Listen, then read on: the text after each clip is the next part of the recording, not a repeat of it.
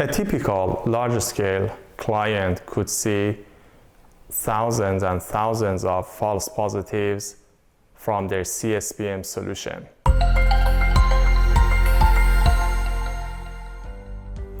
The problem is there are some policies that needs to be applied on different resources, but based on the configuration that we have for the whole environment and other resources and the architecture that we are following, actually those false positives are not problems and they should be removed.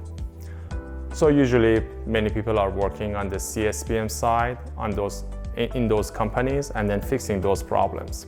In Prancer, we have context-aware policies and we are calling them smart policy.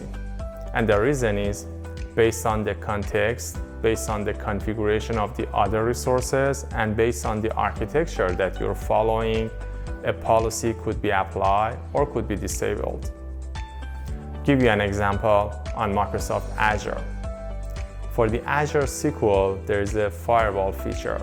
The PaaS service supports firewall, and you can have an allowed list of the IP addresses to connect to the Azure SQL.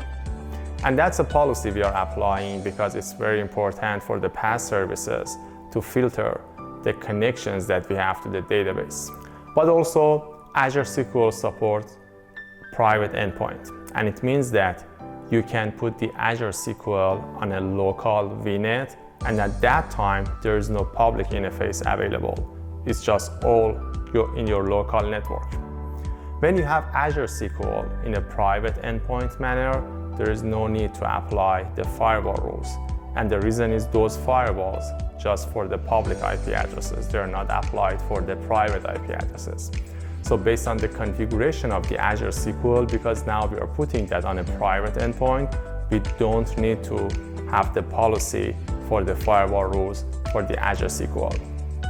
These smart policies reduces the number of false positives that you have in your environment and gives you an easier time managing your environment and have a better understanding of what's happening throughout your cloud.